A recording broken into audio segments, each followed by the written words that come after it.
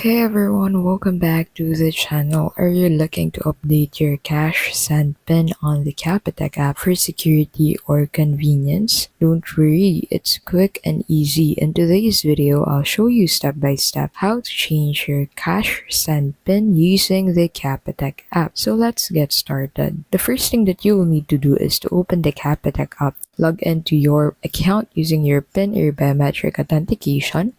Navigate to the Transact tab by clicking on the Transact button. Select Cash Send. Now, under the options, look for and tap on Cash Send to manage your Cash Send settings. Choose Cash Send PIN. So you'll see an option to change Cash Send PIN.